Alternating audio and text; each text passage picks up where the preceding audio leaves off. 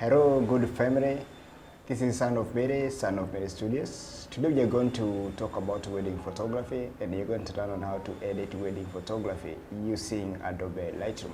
It is one of the difficult gene every photographer understands because you must be a pro in so many areas, all the way from portrait to events and to details, because you're going to be shooting the whole day and doing photography of continuous events that you don't have time to pause or time to go back and shoot them again.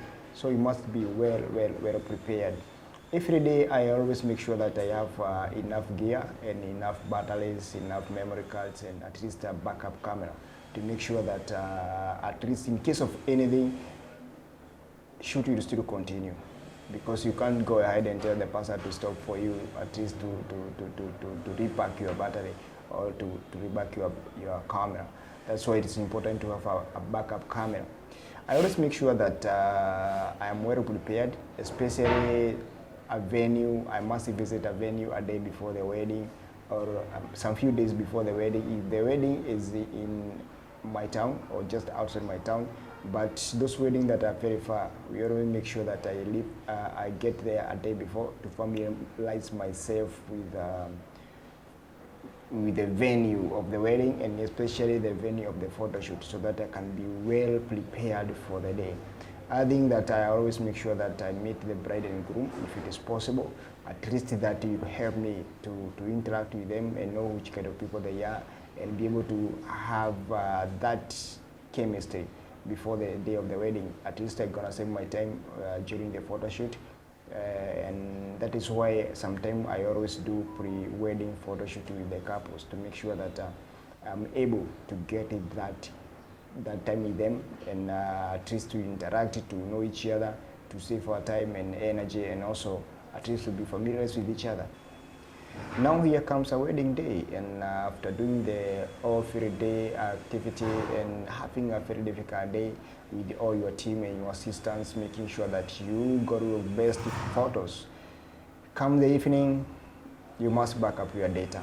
Make sure you back up your photo even before you leave the wedding reception. Just make sure that you got your laptop and your hard drive with you, and make sure that you back up your data. I always do some more than 2 backups, like 5 backups, because I must back up to my laptop, which I always carry on with, and also I back up with in a flash drive. Don't carry your memory card with your camera. At least put it somewhere else, maybe in your pocket, to make sure that in case of anything happen to your camera or to your bag, you save the day, you save the wedding footage for your client. I feel bad when I see people saying that they lost the footage for their client, and I wonder how.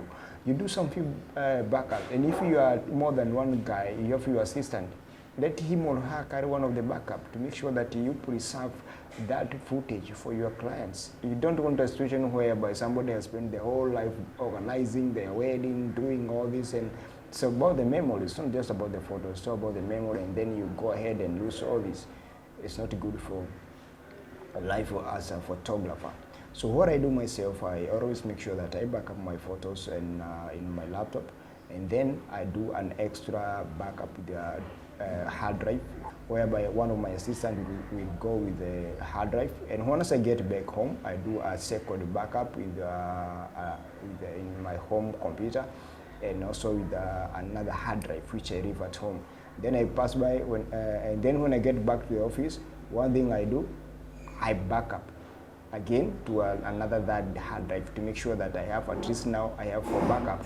And then the memory card that I use for a wedding, I don't use it until I am done with the delivering everything, and I'm done with delivering the wedding, and to make sure that everything is safe. And I don't keep all these files at the same place, to make sure that in case one thing happened to one drive, I still have a backup. And that is the seriousness I take about the wedding. Now, you have gone to a wedding, you have done all that work, you have done all your backup, and you have done the best you can to make sure that you capture the best images for your clients. Now you come back to the studio. That's how now we go back to edit. I use Lightroom to edit my photos, and that is where we are going to go right now to show how I arrange my photos in Lightroom and how I edit my photos in Lightroom. The first thing I do when I just import my photos to the Lightroom, I make sure that all these photos I've selected them and I'll put them in the same folder to make sure that it's very simple for me to edit all these photos. And then I go through them to find out which kind of photo I'm going to edit. And you can see you have more than, you might have more than 1,000 images, and you want to sort out and to see how you can, which one you are going to edit and which one you are going to leave. And it is very, very easy using Lightroom, because now with Lightroom, you will be able now to select the best photo, to copy paste the settings if we have to, and also you're going to get the best images for you to edit and deliver to your clients. All the way from the morning, from the bridal team, all the way until the evening, whereby you cut the cake. You might have more than 1,000 images or more than 2,000 images, depending on the kind of wedding you are at. And the first thing I do is to select the best photos of the couple in the morning, especially during the makeup session. And I love the balancing my white balance during the shoot to make sure that when I come to the Lightroom, it gives me a very horrible time for me to edit this. So the best thing I do, as usual, is to crop the image to fit the size maybe that I want. And maybe I can set this to 4:5 and then click done. Then I will adjust my exposure, so I add a bit of exposure. And then this is a basic correction that I'm going to do to this photo or to this image.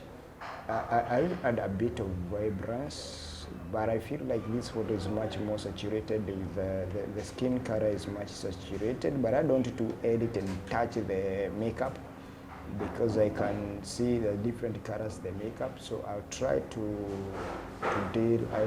adjust a bit of saturation, and then to make sure that I get the feeling of the photo. And then from there, I'll select the color orange, and maybe I will saturate a little bit.